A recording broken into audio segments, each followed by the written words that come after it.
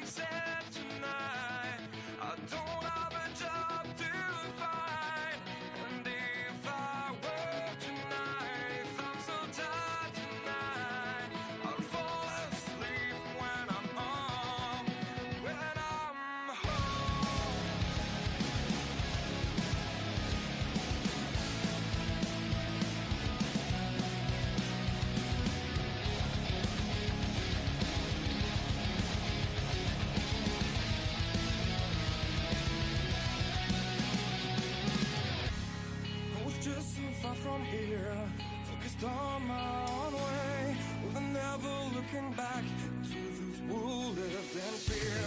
There was nothing I could do, there was nothing you said that could make me realize how much lucky I was. Just out of reach of the fire, was not aware of this nightmare.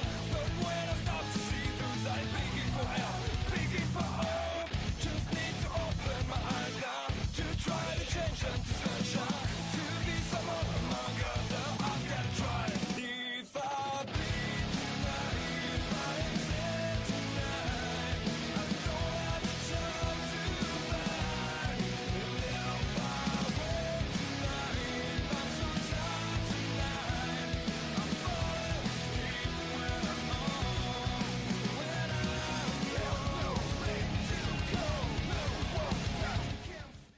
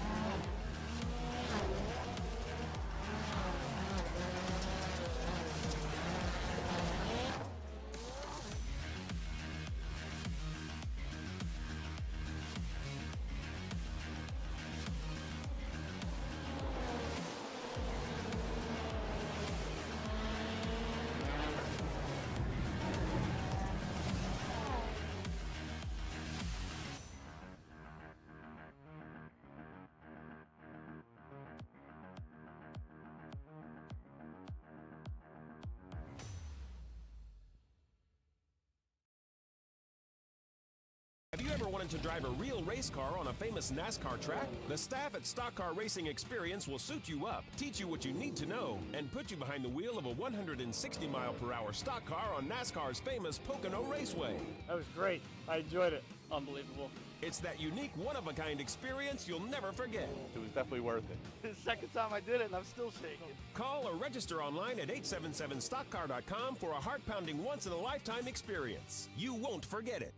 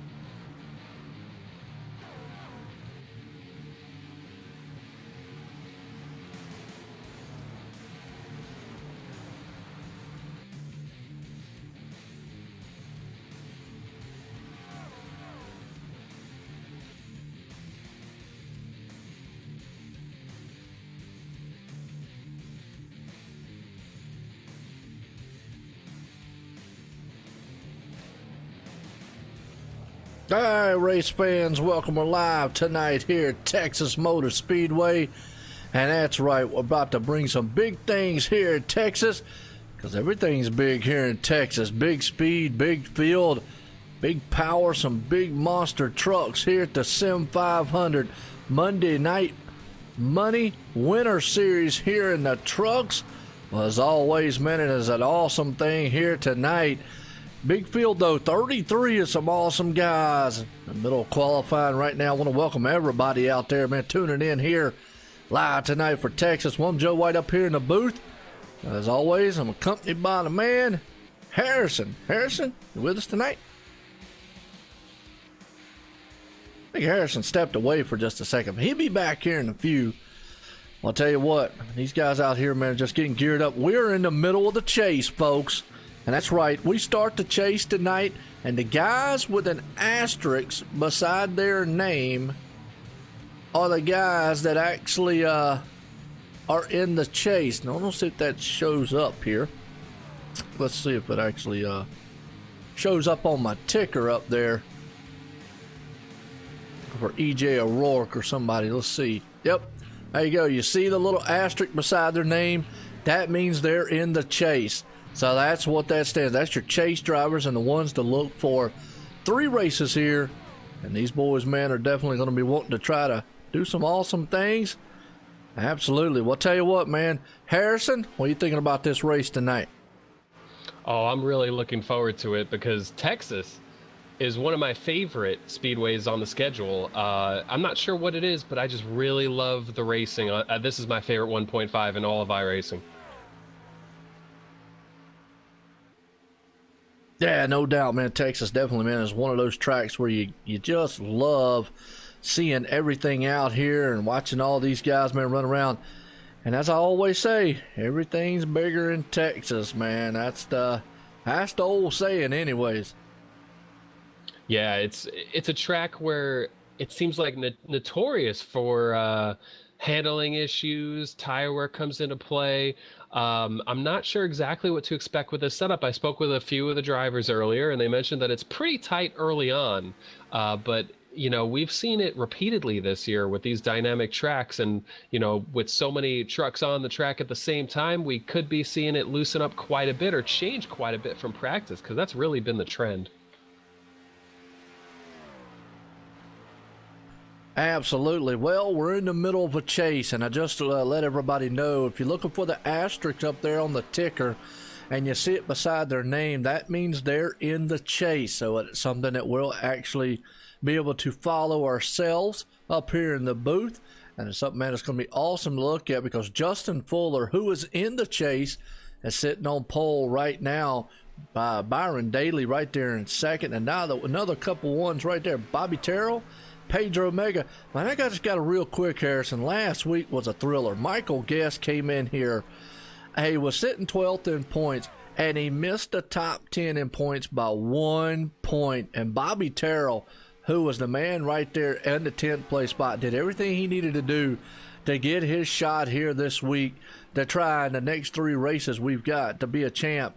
And he did. Like I say, he held on to that 5th place spot. Even though Michael did everything he had to do, win the race and all, it just was 1 point difference, and what a thriller. It was incredible to watch, and it really just shows you the importance of you know, I mean, earlier this season, I thought Michael Guest was the championship favorite straight up, but it shows the importance of putting everything together, because Michael's won, I believe, 4 of the 9 races, and he missed, and he was 11th in points. And it's simply a factor of a little bit of bad luck, a few bad decisions, a few decisions he regrets as far as navigating through traffic. Atlanta comes to mind very quickly. There's been a few others. But Michael Guest has won the most races in this series, missed it on consistency, a very old school feeling, even though we're doing a quick chase. It's that old school feeling of, you know, you can win 8 races in a year, but if you're wrecking out of some of these other ones, it can really take you out of the fight. Well, you know, and that's the thing, and it still goes back to the old saying, consistency wins championships, and you know, winning is one thing. Even in a chase format, and I'm going to go ahead and throw this out, tonight is a sense of urgency. We've only got 3 races here to crown a champ, and that's really short to do it here in this series. But whoever wins, if it's one of these chase drivers to win tonight, all that chase driver after that, Harrison, really would have to do to solidify his chance to win a championship is pretty much, he doesn't have to really win, because he could finish second and third the next 2 races and almost bring this thing home. So tonight is really an important step for one of these chase drivers. If they win, they really got the one up on the rest of the field of chase drivers. It certainly would help you sleep a little bit better next week, because the pressure is on. I don't know if I've ever, in all of my online racing, sim racing days, I don't think I've ever competed in a chase where you have a 2-race round and then winner takes all come Homestead. That is high pressure stuff. I mean, I know we're not racing for millions of dollars, but we're racing for money. We're racing for pride. These guys want to win every time they hop in a B fixed race, C fixed race, let alone running in a series like this with the competition we've had and the phenomenal racing we've had. So you got to get it right. And as you said, winning tonight would be a little bit of confidence going into next week. It's not, you don't have to win to make the next round at that point. You can relax a little bit. Yeah, no doubt about it. Definitely could relax a whole lot. And then going into that very last one, we got some unique paint jobs out there. You remember Speedy Gonzalez, Jose Gonzalez, that's what I call him. Well, I talked to him before the race. Got his own sponsor on the side of it. Speedy Gonzalez, he has a meatball truck that he actually does down in Puerto Rico, folks. And he has on the side, he says, and he actually has a Speedy Gonzalez character there. I was talking to him. So if you're in Puerto Rico area and you want a good meatball sub, check him out, man. He's got a meatball sub machine, and he's going to run around. So that's what I guess we're going to call him. Speedy Gonzalez meatball sub machine out there. He is looking good, and he's won a couple here and whatnot. Not in the chase, though, but just wanted to give a shout out there. He was telling me about that is his real company that he has, and I told him, I said, well, if you ever wanted to, I guess you could ship out some very fast meatballs to somebody. Oh yeah, I'm curious about how they taste. It seems like food trucks are really revolutionizing like the culinary industry. They're everywhere, and if there's just so much freedom to just open up a company and try my food, and I'd like to try Jose's food right now. Well, we got a lot of hot dog stands down here where I'm at, and I love hot dogs, so that's one of the things that we have, and but it's neat. I've said it a million times, and I'll say it probably a million more. Is sim racing in a whole, to see the sponsorships out here, to see the guys come out with real sponsors. It's awesome. Between the broadcast, between the actual leagues, and talking about sponsors, we got a very new sponsor coming here for the Monday Night Money Winter Series starting in February. Trans Service. Glenn Campbell down there, company's been able to pick it up here, and he's going to come on board, and it's going to be the Monday Night Money Monday Night Money Cup Series starting in February. Presented by Trans Service, and that's going to be awesome. So you talk about sponsors. We also got the truck series with WCIparts.com. So just to name a few there, Harrison, a lot of great things been happening in the sim world, and it I don't know, it gets me excited to see it. It is great to see, and it's as you were saying, it's so nice to have it accessible for all these real sponsors. I saw Gary Mercer Trucking is on EJ O'Rourke's cars and trucks that he runs, and then you fit Trans Service in there as a logistics company. Gary Mercer could be using them for all we know, something to look into. But it's really cool, and some variety too, between food trucks, logistics companies, they're basic graphic design companies are on a few of these cars. There's a lot of variety, and it's great to see. Yeah, absolutely. No doubt about it. And another thing, the great racing that these guys bring about here throughout the leagues in general. Excuse me. And whatnot. Well, we've got 34 some awesome bad fast guys here. And I mostly take note, Malik Ray, he is in the chase, but he's going to start 34, so he's already in a hole. He can get it done. Michael Guest, we always know why he starts in the back. He just says he gets in here late and whatnot, but looks like Justin Fuller's going to put it on pole here tonight with Nick Thamus. I hope I said that right. Is that right, Harris? I'm actually not sure. We might have to get with him and find out. Yeah, all right. We'll probably try to get up with him throughout the race here. We're getting set here to go green flag racing, folks. Tonight, the Sim500 Monday Night Money Winter Series here in the trucks. Well, let's grid these guys up because Justin Fuller puts it on pole. He is sitting in the chase here and is hoping to pull off the victory and get one up on the chase drivers right there. Starting on the outside, we'll call it Nick Thamus as of right now until we get confirmation. I know it's Nick either way. Starting in second, third place, Byron Daly right there. Fourth place, another chase contender. Boy, he snuck in last week by 1 point. Bobby Terrell starting in fourth. Fifth place, man, Pedro Mega. He got that mega machine running high, sitting in fifth and hoping he can punch his ticket this way. Mike Kelly, another of the chase contenders, starting in sixth. Seventh place, E.J. O'Rourke. We know that guy's got a heavy lead foot to him, and he's definitely going to try to use it to get to the front. Eighth place, Rick McBride. Ninth place, Joe Hudson right there. And 10th place, rounding out, Glenn Campbell. As we look through the rest of this field, I say it week in and week out, Harrison, star-studded and just skill-based. Absolutely. Some of these drivers who are in the chase starting outside the top 10, like Chad Cole and Thomas George. Chad Coleman won Atlanta, so I really look at him to be good here tonight. He qualified 17th. Scott Simley coming from 22nd, but we know he's like a crafty veteran. We know he's going to be coming up through this field. And Malik Ray, you mentioned earlier, starting from the back. Jordan Hightower starting from the back in this one, dominated last week before getting taken out in a crash. Texas is one of his favorite tracks on the service, so that's another truck that I have my eye on this evening. Yeah, I hate to see that, man, on Jonathan's part last week. And was just a terrible set of circumstances. Bad time and wrong place, wrong time. But we've got 34, so as I always say, some bad, fast drivers and some bad, fast, souped-up monster trucks on a bad, fast, big Texas Speedway here. And that's Texas Motor Speedway, folks, live tonight for the Sim500 Monday Night Money Winter Series. And I want to appreciate everybody tuning in here because we're about to go racing and let these guys do what they do best inside of these monster machines out here, fly around this place. Absolutely. What's up, James? This is not it is an open series, but it's not open setup. It's all fixed setup stuff. Man, you want to get up with, check them out at Sim500 on Facebook, Sim500 on their website. I believe it's sim500.com or .net one, I believe. Check those guys out. You can check them out on Iracing and the league director of Sim500.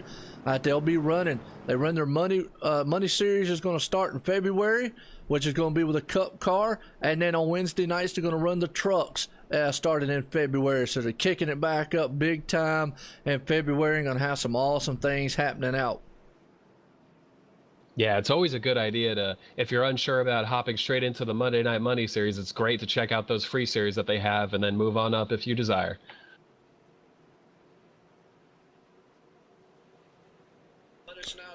Yeah, no doubt about it, Harrison. We're getting set here to go green flag racing, folks. Pace cars in. Here we go. They're about to light them up here. Green flag in the air. The man out front there, as we talked about at 51, Justin Fuller. And we call him the popcorn man. He's hoping that he can heat this place up very fast, like, and get out there and pull a win as they get single file by Byron Daly behind him. You got that 83 machine, Nick right there, along with Pedro. They fan out almost 3 wide going down the back stretch.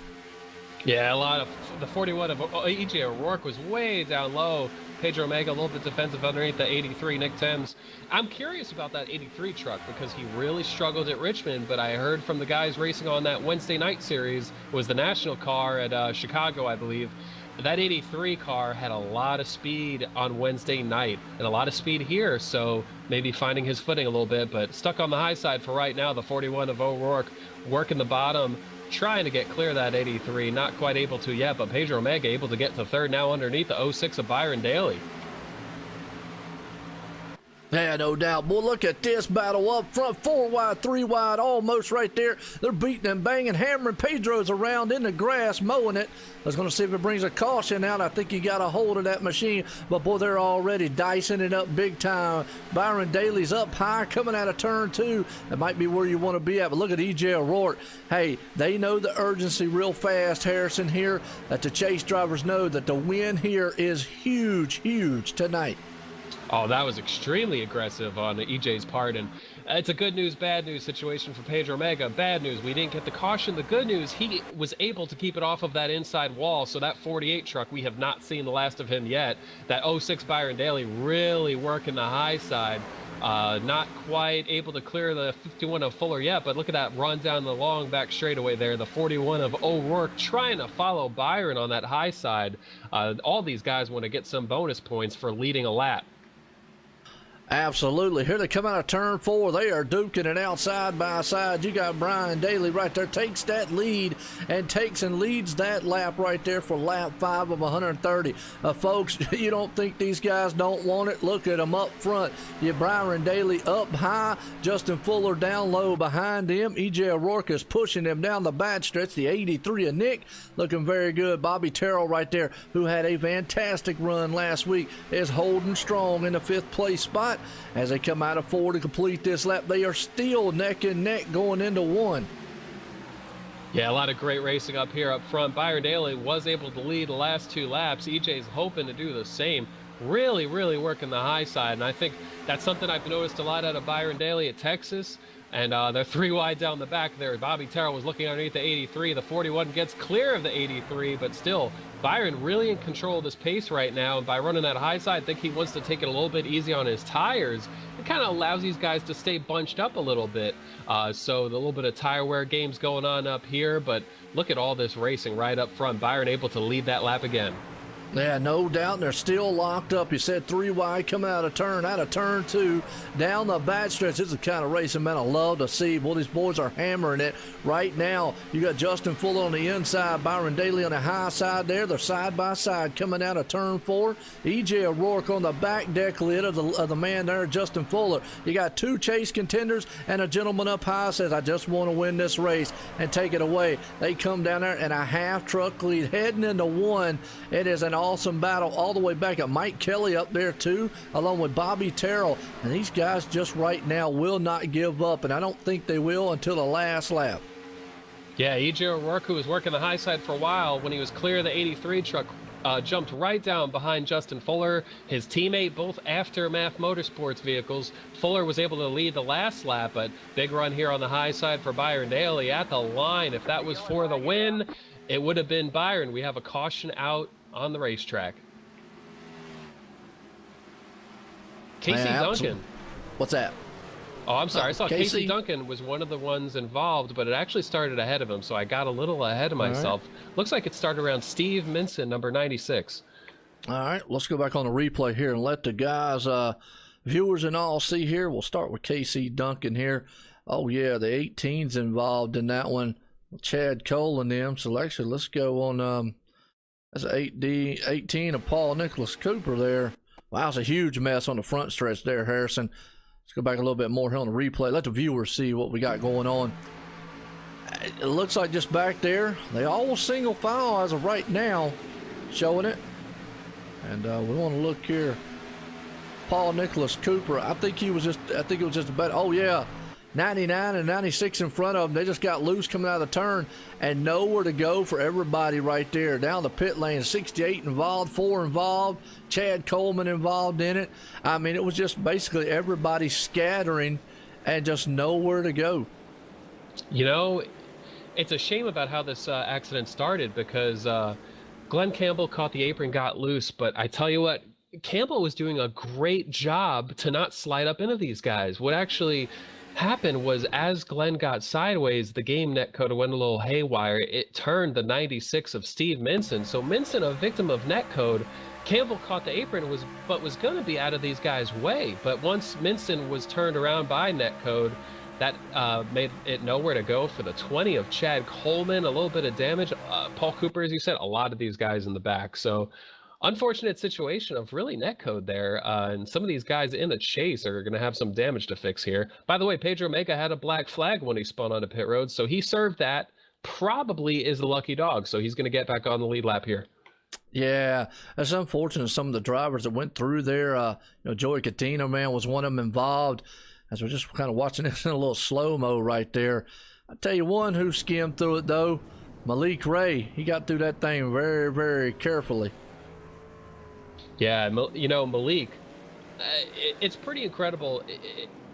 Malik comes across as a really aggressive driver, we see him making some aggressive moves that are, but they're calculated. It's Kyle Busch-esque, which kind of worked because he's running a Kyle Busch looking paint scheme.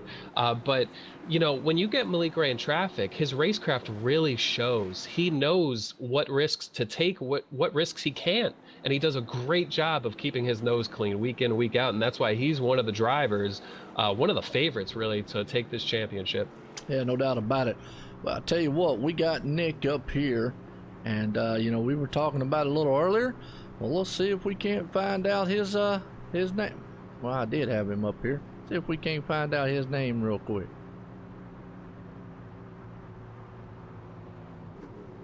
Well, never mind.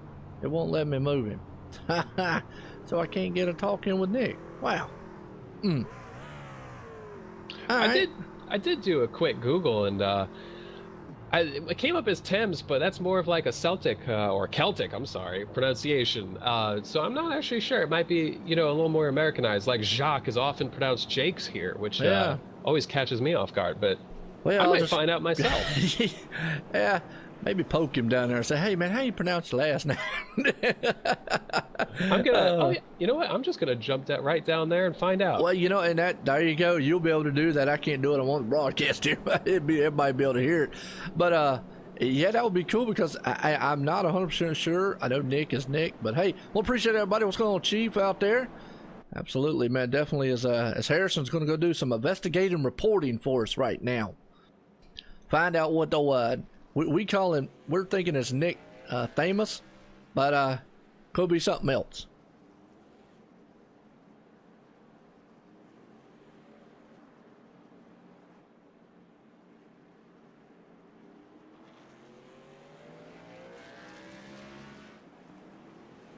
Nick Timms. Now we have the right pronunciation from the man, Nick Timms. I would have never known that. Timms? Wow, I would have never guessed that one. Yeah, at least now we know. Now we know. Nick Timms. I would have been wrong on that, so I'm glad we asked. Yeah, well, hey, you know what? Easy to pronounce. I probably won't mess that one up, but Nick Timms out there, he's looking good. Currently, right now, he's in 8th spot. Not too bad. Out front, we just talked about it. Man got the meatball submachine. That's right. Speedy Gonzalez himself, Jose Gonzalez, out front with Justin Fuller right there. And I got a feeling he didn't take a pit stop. Matter of fact, I'll be able to tell you, no, he only took 2 tires on his pit stop. So very quick as the pace car's coming into turn 4, about to get us back here. Back green flag. I'll tell you what, them guys up front, they were just hammering on each other lap after lap. Here we go. Pace cars coming out of turn number 4. Ducks off on pit road, and old Jose wastes no time speeding it through the gears and getting through that hammer. He's gone. Look at Byron Daly, though, going to the inside of Justin Fuller there to take the second spot away. As E.J. O'Rourke, he's right there, too, as those guys fan out about single file up front. Yeah, interested to see how this works out for Jose Gonzalez because we did go about 11 laps there. Jose was running about 12th, so, he made up track position, but he was running pretty close to these guys to begin with, so he wants to make a net gain on this run and stay higher than 12th, that's for sure. But Byron able to get up in a second. These guys have sorted out single file for now, but it's just a matter of time until they're going to close it up here and get side by side again. All these guys want to lead every lap they can. Yeah, no doubt. One thing I noticed about Byron Daly right there, he has taken an awful high line around this track, and everybody else is taking a low line. Don't know if that's just something he knows that we don't know, but right now he's going up high on the leader there, Jose Gonzalez, up front trying to take that lead away. Thought maybe for a second, but battle is actually for 3rd spot right there. E.J. O'Rourke, as they come across the line along with Justin Fuller. Them two been hammering on it all night long. And Bobby Terrell, he's doing what he did last week there, Harrison, hanging on up there up front. Terrell's a really consistent, really smooth driver. As they're looking 3 wide up there for the lead, Byron clears the Gonzalez, then EJ O'Rourke moving underneath Gonzalez at the very same time. So EJ up to second, Byron to the lead. And as you were talking about Byron running the high side there, that's something I do see out of him at Texas quite a bit. Seems to help him on the long runs. He's usually very strong on long runs at this track, but I tell you, we haven't hit the long run yet. Byron's already up to the lead. Might mean it might not bode well for the rest of this field, but Gonzalez now stuck up high, and all these guys going by underneath him. Terrell went by Mike Kelly right now, the 83, Nick Timms underneath that 26. Yeah, no doubt. Byron Daly up high. Here comes EJ O'Rourke thundering to the lead out of turn 4 here to complete this lap. At lap 17 to head us into lap 18 of 130 here. So they're actually swapping the position pretty good up front. Byron Daly sitting in second. Behind them, though, Justin Fuller still there, along with Mike Kelly in the Tonka machine, bringing it to the front. There's 83, Nick Tamus. We just found out who it was. Tamus, right? Timms. My bad. I don't know why I want to keep saying Tamus, but Timms. I'm gonna tell you what, that's just unique. Wow, no way near. I wouldn't even thought about that on the spelling, but wow. It keeps, I definitely have to keep reminding myself too. It reminds me a little bit, there's a movie out right now called Lady Bird. The star of that movie hosted Saturday Night Live over the weekend. Saoirse, pronounced Saoirse. Similar. Okay. So it's like a lot of vowels, a lot of letters, consonants. We'll just throw them all in there and then make it simple. Tim's. It's interesting. No doubt. Well, I tell you what, man, Justin Fuller dropped back to the 8th place spot there. Got caught up on the high side. Maybe his truck's not working like he wanted it to this go round. And actually, you got to look. We'll look through the top 10 here. EJ O'Rourke still out front behind them. Byron Daly's there along with Mike Kelly. You got Nick Timms. He's looking in 4th place. Chad Coles moved it up in the 5th. Bobby Terrell there in 6th. Brian Boris Cook sitting 7th. Old Justin Fuller, like we said, back in 8th. Thomas J. George there in 9th. And Malik Ray, boy, I'll tell you what, he has made a big mover of the pack here all the way up to 10th. And folks, real quick, you see the asterisks beside their name? That means that they're actually chase drivers. So keep that in mind throughout the race. Yeah, it's nice to have that up there, easy to keep track. Malik Ray, as you pointed out, not only from 29th to 10th, but just to reiterate, that was a fantastic wreck avoidance. He was in the middle of that crash. It's pretty incredible that he didn't. He just did a great job of finding the gap that he needed to put his truck in to avoid that wreck. Yeah, no doubt. Now, EJ O'Rourke still out front. You got Mike Kelly right there behind him, and you got Byron Daly still stuck up high up underneath. Chad Coles coming to the front. He's trying to motor that machine up there as Bobby Terrell's trying to hang on to it. A lot of chase drivers up there right now, and EJ would love to put this one in his pocket here tonight at Texas Motor Speedway for the Sim500 Monday Night Money Winter Series. And folks, we're in the first race of the chase. After tonight, we got 2 more, and one of those is actually the final to try to tell us who the champ is. I'll get it out eventually. Yeah, what's interesting about EJ here is, you know, he hasn't led too many laps in this Monday Night Money Winter Series, but he did win the championship in a Wednesday Night Truck Series just a couple of months ago, I believe, maybe 2-3 months ago. And so he's been here before. He's battled before. Right now, he's decided he's going for track position, hoping that the tires hold on. Very curious to see how it works out as we go deeper and deeper into this run. I saw Byron fading back quite a bit. He did change his line, start running lower, then started fading back a little bit. Chad Cole in the 8 right now is working underneath Byron, who got really loose at a turn 2 there. But Chad Cole often starts in the back. I think he's a chase driver, and I think he decided, you know what, we need to get track position earlier in this one. He qualified 13th, went right up to the top 5. No doubt about it, he sure did. And we talk about Malik Ray, started 29th, currently sitting in the 10th place spot. Has just been a big mover here as riding along with him inside, showing him go to work inside the cockpit, pretty much as office as these guys would have it. He's working over the back end there, Thomas George. So that's a couple chase contenders right there working each other as he goes to the inside to try to take that position away. They're all single file up front right now. Well, they come out of 4. Malik's going to take that position and put it up in the 9th. Yeah, and he's got some clear track ahead of him, at least for about, I don't know, 30 truck lengths. So he's got some room to run his own pace. You see Malik doing quite an arc in turn 1, kind of gets to the bottom of the track, maybe like halfway past the center of the corner. That's something that Texas really seems to like right now. I saw EJ doing that line a little bit earlier, just a big arc on entry, get it straightened out, get it to the bottom, drive it off. Malik Ray right now catching Brian Boris Cook very quickly. That Jurassic Park Toyota just got the apron in turns 3 and 4, way sideways, held onto it. Malik Ray goes to the high side to think about trying to get to the outside of that 63 truck. Big arc straight down to the bottom, but that's for the eighth place position there. Underneath the 63 goes Malik Ray. Yeah, it does. Right there as they head off in the turn. They'll go side by side. Malik Ray puts it in the inside of Brian Boris Cook to take that position away from him there. That's going to be for the 8th place spot. So Malik is just trying to slowly, methodically move his way to the front. Be very careful with that thing. Don't want to dent the fenders on it, because that's another thing here. No fast fixes. You tear these things up and destroy them, could be disastrous for your night. And just let's kind of give you an update. Pedro Mega still back in the 16th place.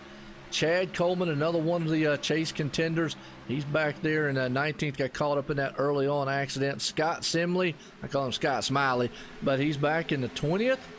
And that's pretty much it. That's the last place of the chase drivers as we're looking through the field right now. Yeah, and I'm looking at these lap times, trying to just see exactly how much damage Chad Coleman has. Pedro Omega also a little bit of rear end damage. Coleman more rear end damage. Looks like they're running pretty competitive lap times, so I'm very curious to see how it works out. Mega restarted this one, I think, somewhere. He was last car in the lead lap when we went back green here, so Pedro's gone from about 30th to get to 15th. So a lot of speed from that 48, a really nice rebound going there for the Mega Machine. And we know he's hungry for that win, and he's hungry for that championship. Yeah, no doubt about it. Well, up front, look at that Chad Cole right there back up underneath Mike Kelly as they'll duke it out. That's actually for the 4th and 5th place spot. One of the fastest cars or trucks on the speedway right now is actually that man in the 8 machine, Chad Cole. Well, he was last time. He's ran one of the fastest. But up front, E.J. O'Rourke still laying down some bad fast times. But he's got his hands full with Brian Daly there as he's hanging on to him. So these guys up here all about even so far, Harrison. Yeah, very even. You know, we saw Byron Daly fade back a little bit and then mounted this charge forward here up to 2nd, all over EJ. And EJ has really done a great job of setting the pace this run, put himself out front very aggressively, we saw early on. Able to keep that spot here. In this run, we are currently we're coming up on 20 laps this run. We're about 16, 17 laps into this run, so we've already seen a considerable amount of fall off, and it's just going to be more and more and more. And I'm starting to feel more and more confident that the 06 really knows what he's doing here. Appears to be the fastest truck on the track right now. Yeah, no doubt. And he's definitely very, very quick as we see Chad Cole takes over the 3rd place spot. Battle for the lead up front, though. Here comes Byron Daly looking on the inside, coming out of turn 4. He's going to duke it out and try to take this spot away as they head off into turn 1 against E.J. O'Rourke, who is our leader in that 41 machine. One's up high, one's down low. They still will stay side by side, 2 by 2, coming out of 2 down the back stretch. Look at the power. Oh, almost lost it as he got loose. Byron did. Had to think twice, got back in line, heading into 3. I think Byron would ideally like to get that pass on the high side, but it's very hard to do when you're with someone who's running comparable times. We saw Byron just push way up the track there in turn 2, almost get into EJ. A big run down the front stretch using that high side momentum. This time, Byron goes to the high side. EJ goes low, opposite of 1 lap ago. We see EJ this time getting tight. That opens the door for that number 06 Byron Daly, going to clear him down the backstretch. Looks like that low side is just very hard to pass right now. That's theoretical, man. Here to that's typical, to the to Texas Motor Speedway, very slick style track. Look at that, Byron Daly coming out of the turn. He's having a wrestle with that thing, and that opens the door for E.J. O'Rourke right now to just drive on around him here to take back the lead. And that's another thing, we're going to start seeing the tire fall off here as a crossover move. Can he get it done? Byron tries to slide that thing on the inside, and he almost is going to make it stick as they head into 3. He is going to take it back to the point. Wow, that was a powerhouse move. Slid, let EJ come around him, crossed it back over, and went back to the lead again. You could see how Daly made a little mistake and decided, oh, I'm going to make up for this right now, and goes right back by him. But it's interesting to see these guys sliding around on exit, because a lot of the feedback I heard on the way this thing drives is that it's a very tight setup at first. And I said, you know what, might open the door to loosen up later on. It looks like that's happening to these guys. Longest run we've had in the race so far, and we're seeing that right rear tire come into play. These guys getting loose on exit. Yes, we are. They're getting loose, very, very loose. And one of the typical things you see here in Texas over the course of a long green flag run is these guys getting loose. Look at this, though. That man right there, that's Chad Cole. He's looking on the inside, trying to take that second spot away from E.J. O'Rourke. So you got two chase contenders right there. And, well, that's going to open the door. Here comes Justin Fuller motoring right there on the high side coming into the turn. He's going to take over the third place spot. Man, I tell you, these guys are definitely muscling and wrestling each other all night long so far at the top. Yeah, it's almost like tire wars going on right now, but instead of running different kinds of tires, these guys are just different strategies of how they're going to push their tires. So Fuller coming into the picture. Chad Cole, as you said, is at a lot of speed here as we get deeper and deeper into this run. Cole qualified about 13, showing that he's had a lot more race speed than he did in qualifying.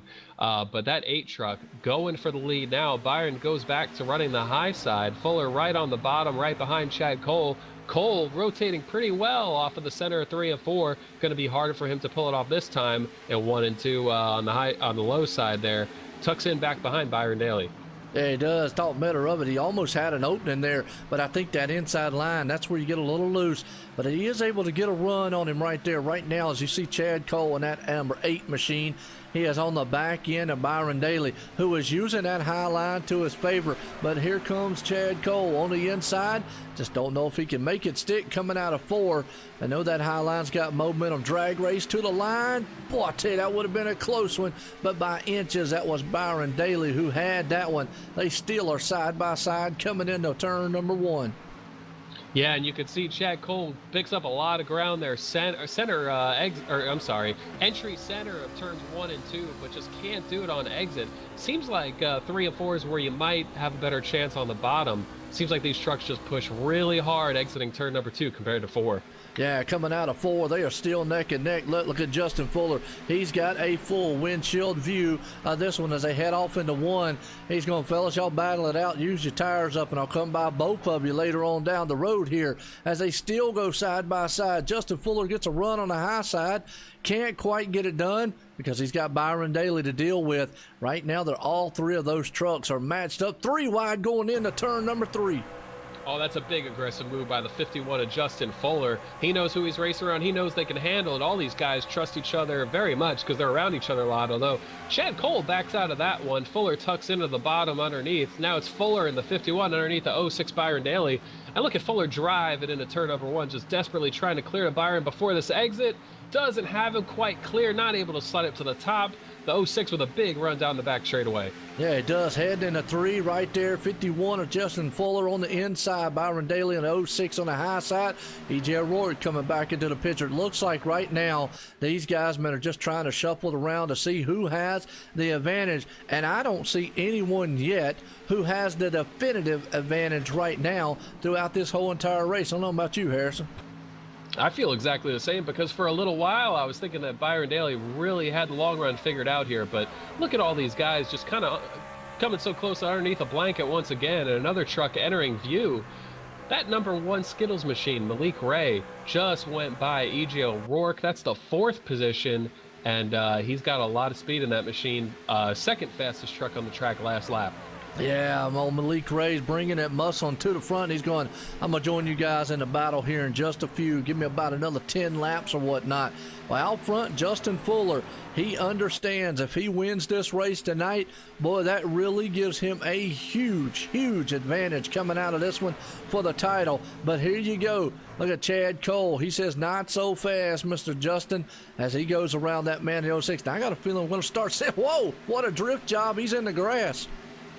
Oh, man, able to save it. Chad Cole seemed like he's just getting looser and looser here as we get deeper into this run.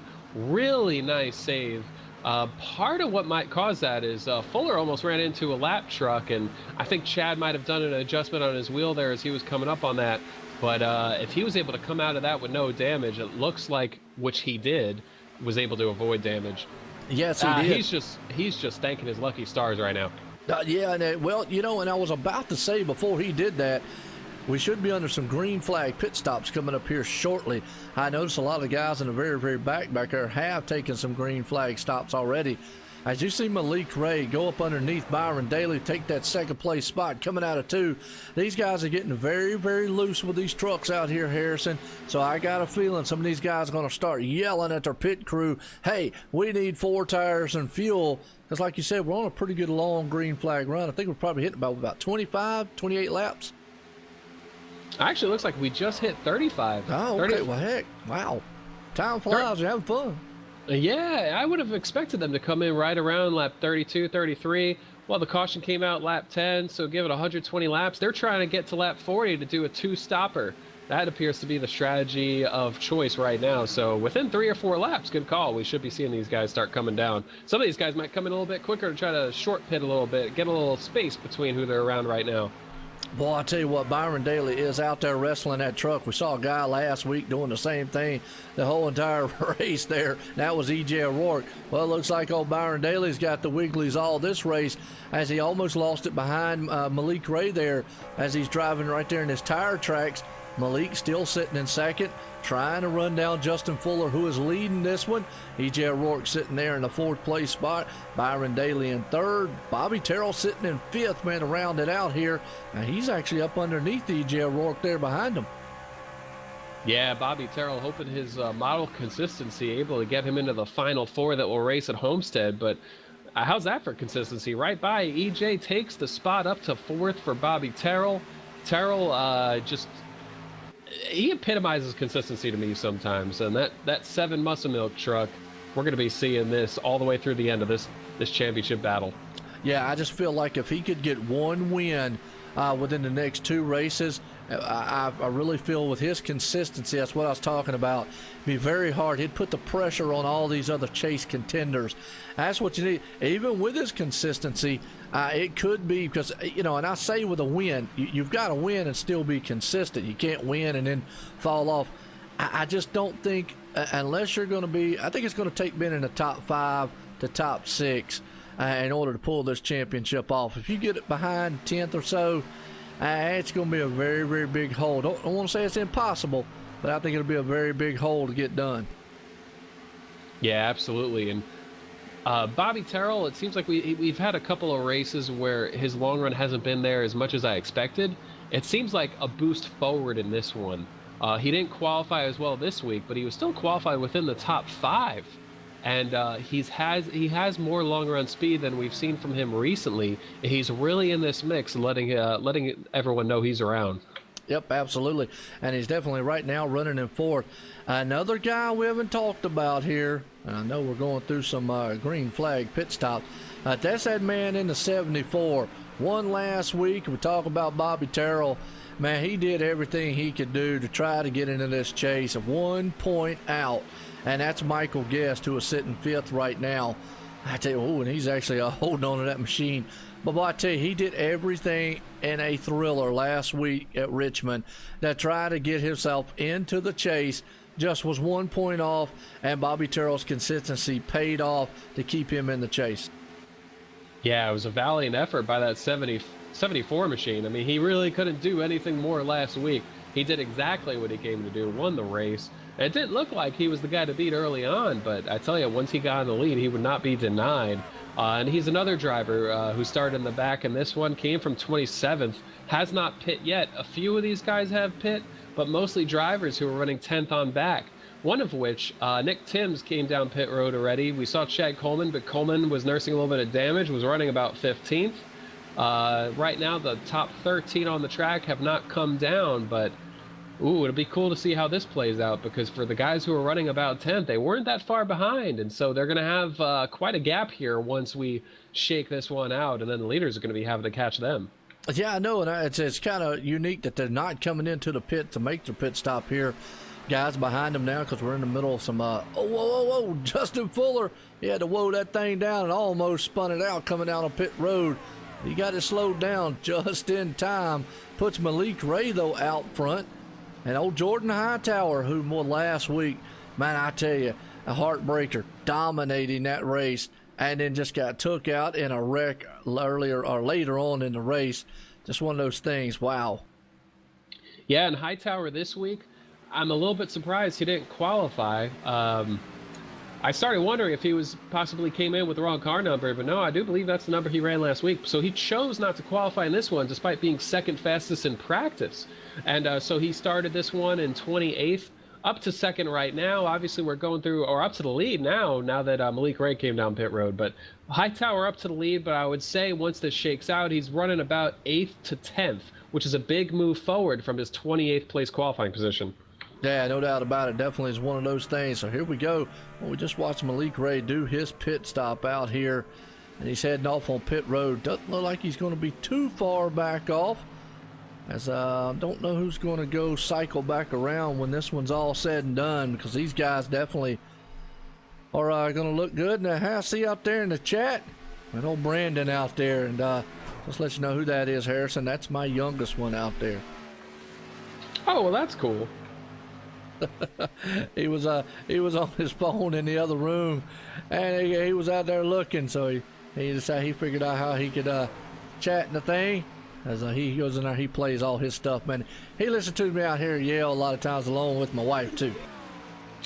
They want to know what's going on. What's so exciting? No doubt about it. I get excited and animated a lot of times in here. So, but this racing action, that will definitely do it to you. Now, Jordan Hightower has yet to make a pit stop. Actually, the top 5 have yet to make one. And Pedro Mega, he's the first one I'm going to see that's going to be the one to benefit here, as Chad Coleman's going to be right there in the second place spot. Bobby Wetzel should show in the third. So it's going to mix up the running order up front a lot. Yeah, I'm curious about the pit strategy here, because I started wondering if Jordan would be trying to make this on a one-stopper. But in order to do that, he'd be going about 61, 62 laps in each run, which it seems like you could do that on fuel in these trucks. Possibly you stretch it, but I don't think that'd be the fastest way to go here. And so I wonder if Jordan's kind of looking for a caution to just give him that track position, and then he knows he has the speed to capitalize from that. And so I kind of feel like that's what the 22 truck is doing here. Educated guess, though, don't know for sure. One of the other trucks who has not come down pit road, Brian Boris Cook, still out there. Other than that, Joe Hudson, Michael Priester, Nathan Bowers. The first truck right now on the track who already pit, that'd be the 48 of Pedro Mega. He came in there pretty early to make use of those tires. And actually, the 20 of Chad Coleman just got underneath him now. So that's a big jump forward from a couple of guys who had lost a lot of track position. Well, you got to understand, those two were in earlier incidents, so they're definitely off cycle on pit stops and whatnot. As Chad Cole makes that pass on Pedro Mega there, so that would be for position. And then we got Nick Timms right there behind him. I had to remember that for a second. And the 83 coming up on Pedro there. And the reason we're talking about this is because when those front guys finally do come in the pits, it should cycle around to these guys, as Jordan Hightower still out front. Brian Boris Cook there in second. Joe Hudson third. And Michael Priester. Is that right, Priester? Yeah, I always say Priester. I'm under the assumption of Priester. Well, he's sitting there in fourth, so not too bad. And I'm like you. I'm just wondering what their pit strategy. I mean, at this point, you might as well make it a two pit cycle. And again, you know what here, Harrison? They actually could make one more stop, and it might pay off if they can get another 19, 20 second lead over them other guys. That might be a good strategy. We'll just have to wait and see. Yeah, it's certainly interesting because it's hard to say exactly which way this is going to go.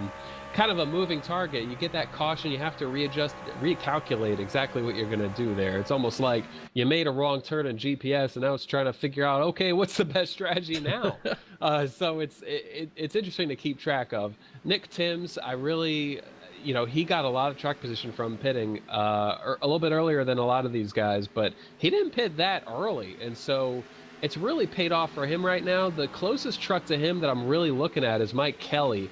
And Mike Kelly is about 2 seconds behind Mick Timms, 4 positions back. So I think Mike Kelly, fresher tires than Nick Timms, but Timms clearing the traffic a little bit quicker. finds himself pretty good position right now. And so that 83 machine, I like where he's at.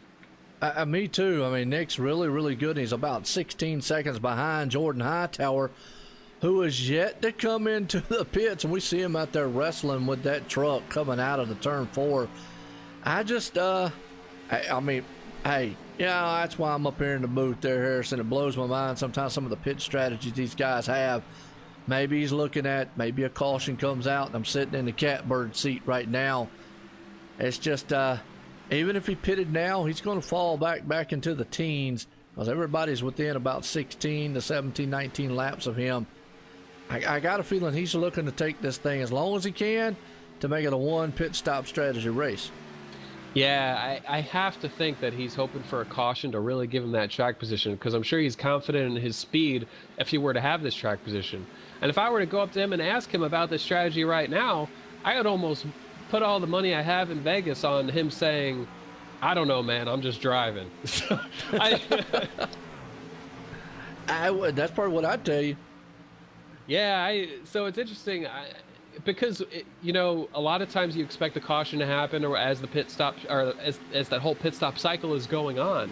But these guys have done a really good job of holding onto their trucks, keeping it green. I might be jinxing it right now by saying that, but it really has a green look to it. So as you're Jordan Hightower, you're in that spot where, well, I'm kind of trapped into this position right now. And, well, you know, you have to kind of go down with the ship if it doesn't work out, because changing your strategy this late into it can really have a negative effect too. Yeah, it does. I'm going to tell you, watching the battles back here, you know, we got a lot of the guys, Justin Fuller, Byron Daly, Malik Ray, all those guys back there. They're modulating through lap traffic. Look at Byron Daly going the inside of Justin Fuller. Now, that is for position right there, as they'll go to door, even though if these guys can't win, every position as a point right there for these guys. So they're a bunch of chase contenders. Justin Fuller, Malik Ray, Byron Daly definitely would love to get back up front there. Mike Kelly sitting out front of these guys. You also got a Carman sliding a little bit back there. He kept it straight. That's not, like I said, I just got a feeling if Jordan Hightower gets a caution like he needs, and I'm like you, it's got a feel to that green flag, but these guys back here are definitely still racing hard. Yeah, and a lot of these faster trucks just caught up to Nick Timms right now. The 06 Byron Daly looking underneath that 83. That's for the second position. Hightower with his old tires, about 10.5 seconds ahead of these guys, but Byron able to get by that 83. Byron and Justin Fuller both got by the 2 truck of Mike Kelly. And so here you're seeing the 83 is on much older tires than the guys he's around, and now he's kind of sliding back just as a result of that fall off, reaching that fall off much quicker than the drivers he's racing. Well, I tell you what, that is a awesome set of trucks that are about even with each other. That's some bad, fast boys there. Byron Daly, Justin Fuller, Malik Ray, and Mike Kelly. All 4 of those trucks right there are duking it out here as Brian Boris Cook heads off into pit road and gets his service done. Justin Fuller goes high. Malik Ray coming on the inside. They're 9 seconds off of Jordan Hightower. And I'm still going to just scratch my head on, I don't know what in the world he's doing. He's out there lap 71, still has yet to pit. The only one left to pit. And at this point, he's just probably praying for a caution, because it's, unless he just thinks he can go further than these guys. I mean, these guys are definitely, now they're using up their tires battling the way they're battling here. Yeah, and Jordan just came down now. I was going to say we might be coming up on him running out of fuel within 3 or 4 laps to where he'll have to come down. But he pit there about 60 laps worth on those tires. And so he can get to the checkered flag from here without pitting again. But that's a whole lot of track position to give up. He's going to be around 20th when he comes back out. And he wasn't a 20th place truck. He was running about 8th or 10th before the pit stop cycle started. And so it was a bit of a risk. I think he was hoping for that caution. It didn't fall, and but he's not running for the points. He's just going for the win. So sometimes I guess I'm sure he's just taking the gamble. Well, and that's the same thing with Byron Daly up front, but behind him, look at the dog fight between that number 51, Justin Fuller, and the one of Malik Ray. And then you got the lap down car there, Brian Boris Cook on better tires, and he's looking to get around these guys and say, I'll go back battling when I get by. 3 wide to another lap car there, and that's Jordan Hightower we were just talking about. Now he's going to be on better tires, and they almost made contact coming out of 4. Yeah, a lot of close racing there. See, Hightower with his fresh rubber, he doesn't want to get stuck behind these guys. He's going to make quick work of them, throws it in on the outside. That's 22 above Brian Boris Cook, Byron Daly all the way on the bottom. They have Hightower just working the outside, clears that 63 Jurassic Park machine. Those two back on the lead lap. Byron Daly in the lead. I think these guys are happy to get out of there unscathed because that was a bit messy. Yeah, well, and here's the thing about it. Jordan Hightower was able to get out there and get back up. Now, he got 4 tires and fuel, and he's able to go this whole entire race. And I believe between him and Brian Boris Cook are the two that pretty much can go the whole entire distance if it goes green between the 3 up there. Here's what makes you think if you're a Byron Daly or Justin Fuller or Malik Ray. You know he's right there. He's got better tires. He's got a very fast truck. The problem is now this might shift you on. If I go in for 4 tires and fuel, he's going to be way out in front of me. And by the time I have to do that, I might not have enough time to run him down. Yeah, it's certainly weighing on those guys' minds. I'm sure some of these guys might be confident in the strategies that they have picked where they kind of did the math in their head. But, you know, it's a curious thing because they have to worry because even if they're positive that they're on the faster strategy, they're on the faster strategy in their minds if it stays green. Well, what happens? They go down pit road. Jordan goes back to the lead. Now they got to make up the track position, but everyone comes down pit road, and the 22 truck is in the lead. So it's that ever-changing mark. Yeah. Well, I tell you what, since we're a little fanned out here, let's do what everybody loves, man. Let's give them the OSR Network rundown order here with these awesome-looking trucks. Show them the awesome-looking paint jobs out here. As that man right there, he started 3rd, currently sitting in 1st. Excuse me, Byron Daly, as he's getting the pressure though by Malik Ray right now, but he's out front. Behind him, Malik Ray, first man in the chase, and he's trying to take that lead, but currently sitting in 2nd. 3rd place man, Justin Fuller. He's definitely in the chase also, but he's currently running in 3rd. Started on pole tonight. 5th place man, Mike Kelly right there, looking good as Bobby Terrell moved it right up into the 4th place. The other guy that's in the chase here started 4th, currently sitting in 4th. As we got Michael Guest. Hey, we talked about him. Started 27th, won last week, 1 point missing the chase here, but he's currently sitting in 6th place. Don't count him out to kind of snoozing on up there and take this one away. EJ O'Rourke, he's in a fight right there for the 7th place spot, along with Nick Timms right there in the 9th place spot behind him. And you got old Chad Cole, who just went around both of them, so he's up to the 7th place spot. Thomas George there in 10th. Scott Simley moving it up into the 11th place spot right now. Jose Gonzalez, like we said, he's got that meatball sub machine of his running around.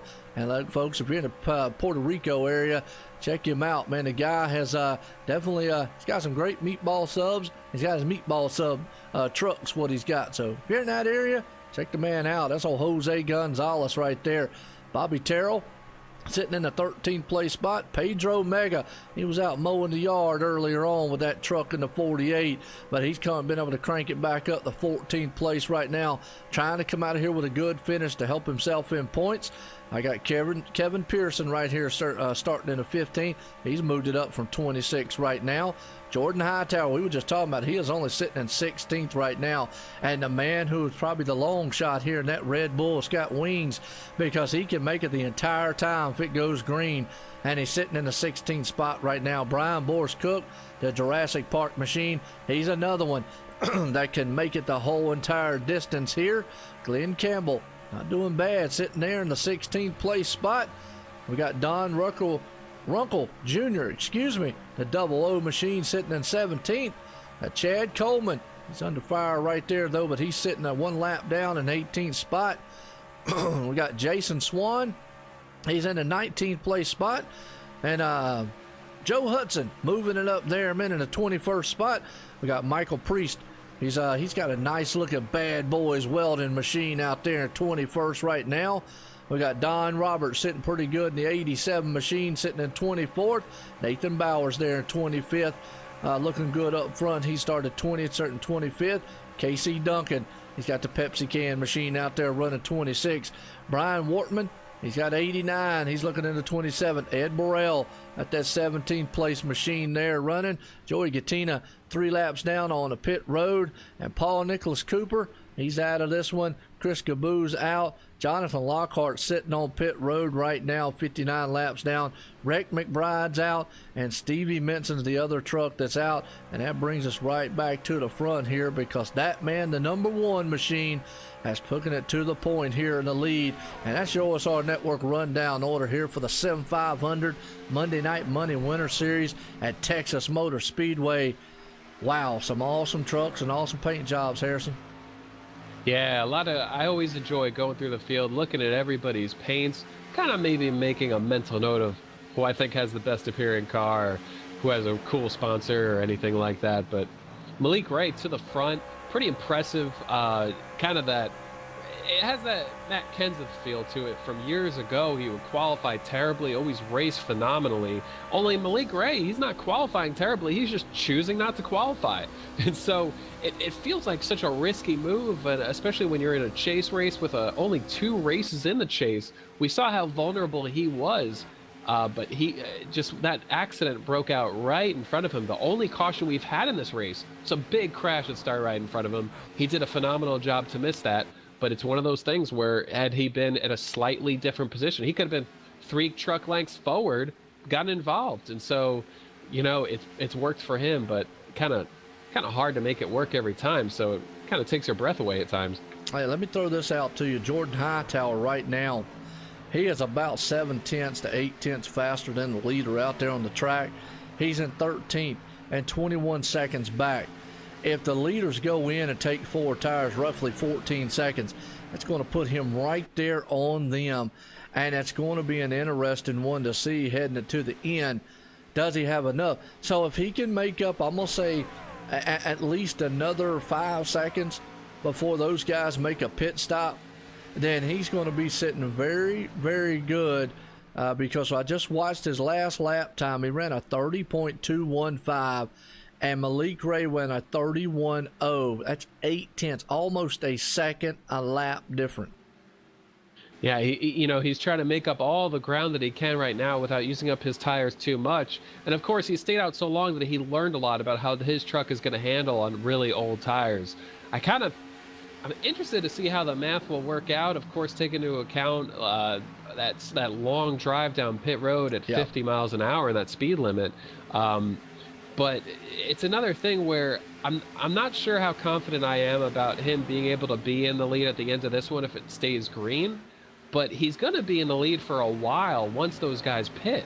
And so if a caution were to fall during a pretty wide window, it would put him in a phenomenal position. And yes. I think he would love to see that happen. And here also you throw out the scenario there too. We're just saying the pit stop around 13, 14 seconds. Like you said, you can't account for in pit road slowing down, coming out of pit road. You got to probably add at least another 6 to 7 seconds onto that.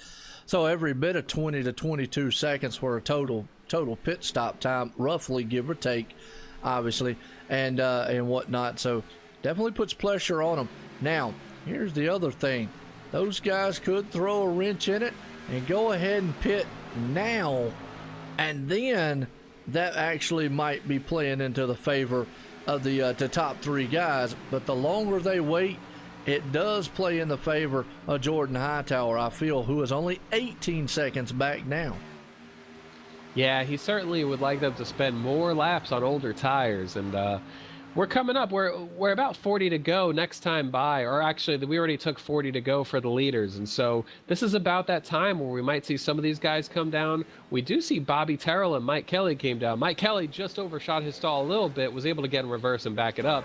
So he's not going to lose much, but Mike Kelly, that's a brutal, tiny mistake that could really have an effect on exactly where he is here against these guys racing up front. Of course, up front, they haven't lost each other. Malik Ray, Byron Daly, Justin Fuller all seem to be running very close on time, and Michael Guest is up to 4th within earshot of those guys. Yeah, they've been able to stay nose to tail right there. Malik Ray out front, Brian Daly right there in second, and his tire tracks. Justin Fuller right there in third spot. Michael Guest, though, still lingering around in the 4th place spot. Chad Cole in 5th. So all them guys are up there nose to tail.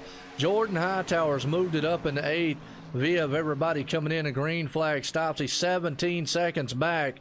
That's the one we're just kind of looking at here is Byron Daly almost loses it. Chad Cole's going on the inside. He's actually a lap down. He's got newer tires. And those guys up there are probably just, I mean, I know they can't make it all the way, right, Harrison? No, I don't think there's any chance. I think that the most you could stretch is about 65 laps. And so they could stretch it another 20 laps or so if they wanted to, but I don't think they can make it to the end. I'm with you. I just don't think the top 3 here can make it all the way. So at any time, we're probably going to be able to see them. Obviously, they would love to see a caution at this point, which still would actually benefit Jordan Hightower because it would close that gap in. He would be able to make a pit stop along with these guys, get all fresh 4 tires, and then massively put the whole field down. Now, that's if everybody comes in. If somebody stays out, then it puts the whole field down. But if not, everybody gets to wave around, obviously, if they stay out.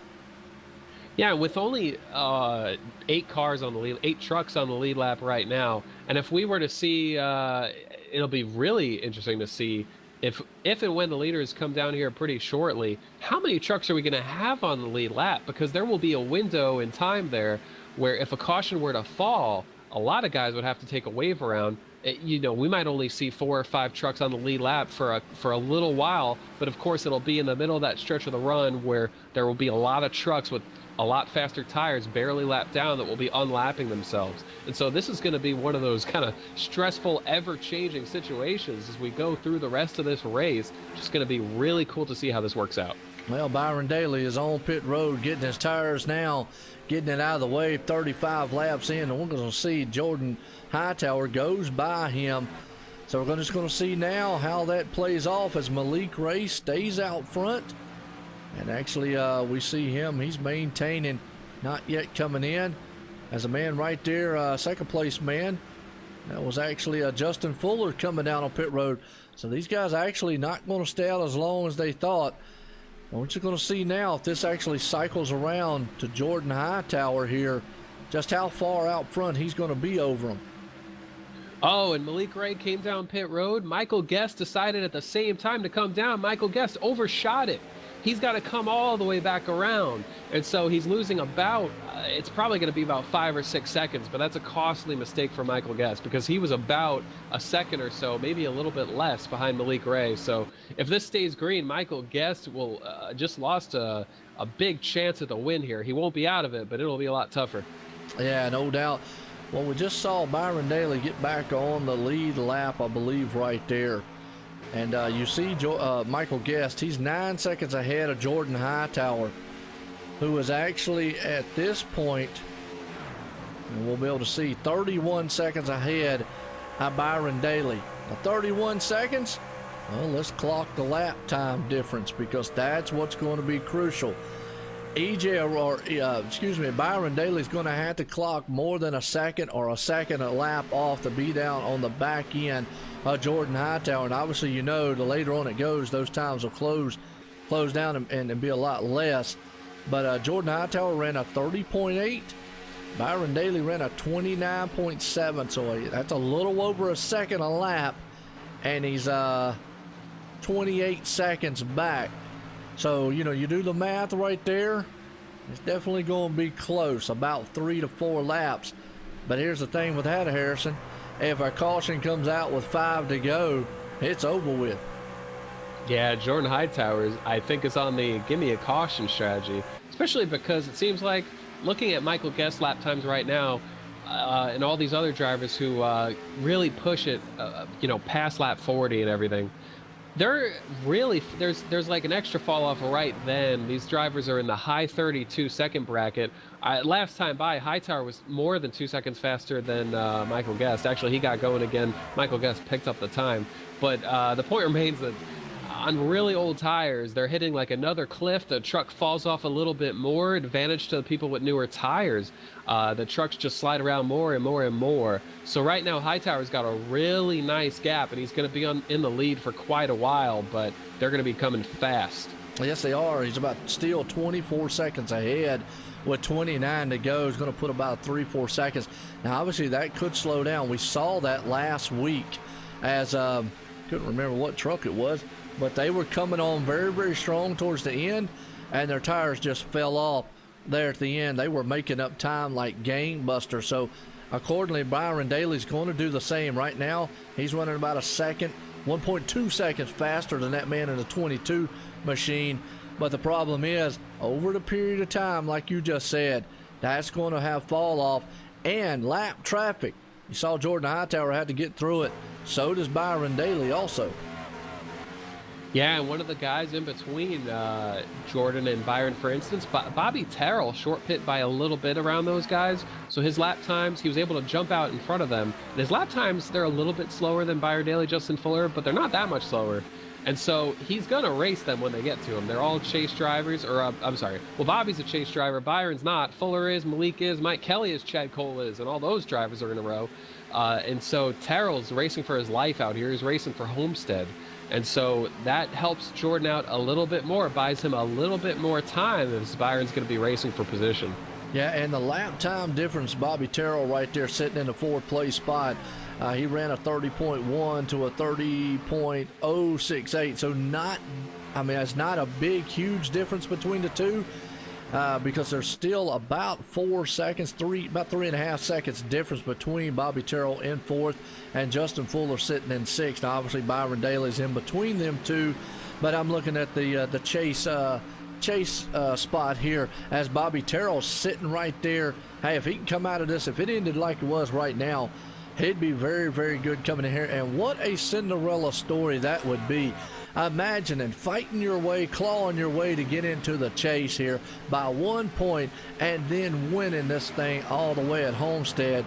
Wow, I mean, that would just be a remarkable victory. And it shows the depth of this series because it can very realistically happen. Any one of those 10 drivers can win this championship. No doubt about it. As we see Bobby Terrell right now pulls it up to third place. Jordan Hightower, as we keep an eye on him. Now, Michael Guest, I believe, since overshooting that pit stop, is probably thinking, well, I'm going to try to either stay the whole entire distance or pray that a caution comes out because he knows now he's a sitting duck. He tried to come in there. You see Jordan Hightower's closing in very, very fast like on him. He ran a 30.188. To give you an idea, Byron Daly ran a 30.2. That actually is a little less than a second. And there's 12 seconds between the two. So I told you that the times are going to drop off. Plus, Byron has to get through a lot of the lap traffic. That's going to hurt him. As a battle for the lead, here comes Jordan Hightower. And he just goes right by Michael Guest and takes that spot. So here you go. If you're Jordan Hightower, you understand that you can stay out front, maybe save as much tire as you can, even though Byron Daly and all those guys are coming. The problem is, though, you don't want to overdrive your truck this early.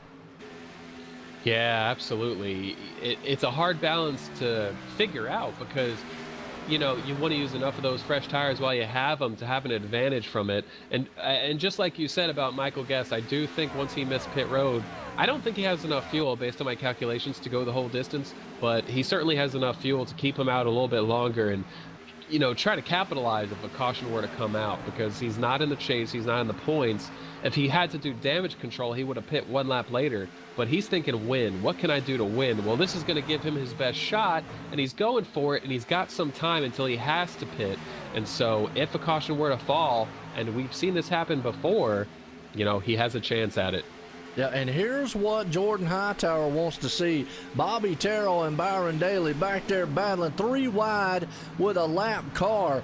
He wants to see them two back there skirmish as much as he can.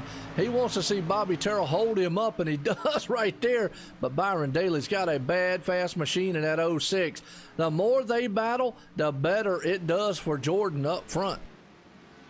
Yeah, Byron's racing for the win. Bobby's racing for the championship, and Byron able to clear him, so Byron Daly up to position number 3. Michael Guest still out there. Jordan Hightower is going to stay out there the rest of the day. But I tell you, these guys are coming fast. They're going to get there before the checkered flag waves, but if a caution falls, there's no telling if they're going to get there before that. But that's it's good for Byron Daly. It's good that for his sake that he was able to clear Bobby after not racing him too long. Certainly was a battle, took some time out, but the caution waves. Oh, caution's out. Wow. And this is going to mess up everything here. And I'm going to tell you, I think Jordan Hightower was probably praying that there wasn't a caution, but did you see who that might have been on? Looked like the 97 of Jason Swan kind of was about to get into the wall, going down the backstretch, kind of turned the wheel to get off of it, and contact ensued. So a solo wreck back there for about 24th. Well, it wasn't 4th position, it was just a mistake, but he was running about 24th. Yeah, just watched it right there on the replay for everyone. Just contact up against the wall, lost it. Well, I tell you what, this right here, well, this throws a wild car in it. Now, the guy who is out there, the most guy that's out there probably singing praises on this is Michael Guest. But Jordan Hightower on the other end is probably going, you gotta be kidding me. It would have came down to the end here. Byron Daly, he does definitely have a fast machine. All these guys are probably going to come in, though, and get 4 tires and fuel. Yeah, I certainly expect everyone to come in, and doing the math, I think Byron Daly would have gotten to Hightower with about, running a second better on the lap times. I think he would have got there with still about 12 laps to go, and so this is actually going to give Jordan Hightower his chance at the win. He's coming in the leader. He's hoping to keep that track position, because if he's able to keep that track position, he's got a really good shot at this win. I think that truck has a lot of speed in it. And so it worked out, and we'll just have to see how these guys come off of pit road, because as you said, I do think everyone will take 4. And how about that for Michael Guest? Malik Gray overshoots his stall a little bit, by the way. Yeah, I know Michael Guest might be the one here who was loving it. He might be the one sitting going, man, this is what I definitely needed. As we watch Jordan Hightower do his pit stop right there as he comes off pit road. Michael Guest is coming out in front of him. Malik Ray, he overshot that thing, though. We'll have to see. Looks like Michael Guest and Jordan Hightower both will come out in front. But I'm going to tell you what, Michael is one of those who was like, wow, this one here, and Jordan's got to probably be going, you got to be kidding me. Dominated last week. I'm sitting here again. Now I got to battle it tooth and nail with these guys. Not only does he have to put up with the guys behind him there, which don't get me wrong, Justin Fuller, Malik Ray, Mike Kelly, Chad Cole, Bobby Terrell, all those guys want to win, and they're in the chase. But they got to think about they don't want to get into an accident. Byron Daly, though, hey, he's got nothing to lose. I want to win this race. Jordan Hightower, nothing to lose. I want to win. Michael Guest, nothing to lose. They want to win. So at what point, how much do you get up here and battle with these guys and take a chance? Yeah, it's a hard thing to navigate. It seems like the answer to that question kind of changes depending on the circumstances every week. It's so hard to know. And I tell you, I feel a little bit bad about I feel bad for Jordan Hightower's pit crew, because they're probably going to be hopping on a Greyhound to go home, because the 22 truck got into his stall well before the 74 Michael Guest did, and yet the jacks went up on both trucks at the exact same time, despite Hightower stopping first. And so that was a bizarre change of lead right there. But a couple of these guys have not pit yet. Pedro Mega, I'm not sure if he's going to stay out, but there's one truck ahead of those guys who hasn't pit yet. That's Pedro Mega. And so curious if he's just wanted to lead a lap and is going to come in now, or if he's going to try it. Yeah, no doubt. When you're talking about pit times there, Jordan Hightower had a 15-second pit stop, 14-second for Michael Guest. That's 1 second. That's an eternity on a track here, as you and I know. And I tell you what, I want to appreciate everybody coming out. Haven't missed, not seen all y'all out there. I'm gonna appreciate everybody, man, with the comments and all. Definitely watching an awesome race here, because folks, we're here live, man, tonight, Texas Motor Speedway for the Sim500 Monday Night Money Winter Series, and this right here in the trucks, because this is the first race of the chase. We got 2 other races. We got 1 race after this, and then we go to Homestead to crown a champ here for the series. As hang on to your hats here, because this one's about to get hairy up front and about to get business is picking up. 2 things I like to say, Harrison. Last lap, that ends it. 5 laps to go, a caution comes out, that ends it. Yeah, and with 14 laps to go, these guys don't have to save much, if anything at all. So these guys are going to be driving aggressively. Michael Guest has to be thrilled with the track position. He made the right call by not pitting once he missed pit road that one time. Now he's got a chance at winning this race. Hightower had about a top 10 speed. Played his hand at doing 1 stop. Now he finds himself in second. All these guys behind them are like, well, we got our work cut out for us now. Yes, no doubt about it. Well, as a pace car comes out of turn number 4, here we go. We're going to say probably maybe for the final time, but who knows? It's going to get awesome up front. Pace cars out of 4, ducks off on pit road. And that man, Jordan Hightower, he's trying to anticipate the start. Michael Guest gets going. Hightower gets going with him, so they're going to go side by side into turn number 1. Boy, it's a looking bit of a chess match up there for the lead, but look at Justin Fuller. He's trying to take it 3 wide going into turn number 1. A big moves from Justin Fuller. He's trying to get underneath Michael Guest. Fuller, of course, racing for that championship. You have to remember, 74 Michael Guest not in the chase. Look at Byron, looks 3 wide. 51 of Fuller shuts the door before they get to turn number 3. 51 of Fuller to the lead. Yeah, look at that 3 wide coming out of turn 4 here. They are definitely putting it to the wind. Malik Ray down low, Michael Guest in the middle. Jordan Hightower says, hey, you might battle for the championship, but I want this win back. A dominant caution is out, though. Oh, Nick Timms. It started right around Nick Timms, the 83, and the 41 of E.J. O'Rourke. All right, well, let's go back there on the replay here. Let everybody, but I'll tell you, those guys up front are getting very racy, and it's about to be interesting. Oh, yeah, E.J. O'Rourke got in the grass, tried to make a pass, came back up. Oh, Nick Timms, man, nowhere to go. Got another truck involved, just slid up the track there. Just one of those racing deals, racing hard between each other. And the problem is E.J. O'Rourke, that's going to bury him down in the field. And boy's going to put him in a hole coming out of this one for the points-wise, especially when you got Justin Fuller, Malik Ray, Mike Kelly, Chad Cole, Bobby Terrell, Thomas George, and Scott Simley all in the top 10 here, and they're all chase drivers. Yeah, EJ was thinking about those points, and it was an aggressive crossover.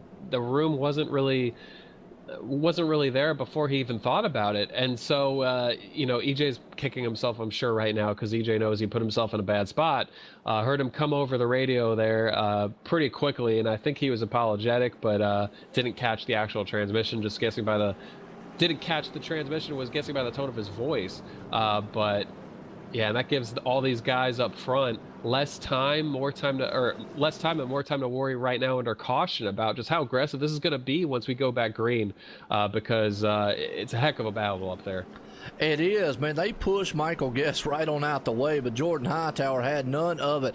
He said, I lost a heartbreaker last week. I'm going to do all I can to win this one. I understand you guys are running for points. Really, the only one up there that's really pushing the envelope hugely is actually Justin Fuller out front. Now, he understands Byron Daly and Jordan Hightower. They got nothing to lose, and they're going to be gunning for him for that lead up there. And Malik Ray's going to be another one. Anything that we saw when we go back green flag, we're probably going to have about 9 or 8 laps to go. Understand this, 5 to go, caution comes out. It puts an end to it. So these guys could be racing for that point. Yeah, and if you're Justin Fuller or any one of these other chase guys, you love having those non-chase guys up there so long as you're in front of them, because it gives you a nice little point buffer to take the win here. If the next chase driver is back in fourth, fifth, sixth, that really gives you a little bit more of a cushion, a little more leeway once you get next week to Michigan. And so that's what Fuller's hoping for. Fuller's hoping that the standings look about how they do right now. If anything, Michael Guest's able to get by Malik Ray. That's what Fuller's thinking right now. Yeah, I know. It's anybody's ball game up front here. Justin Fuller's going to need the start of his life. He was able to muscle that thing to the front.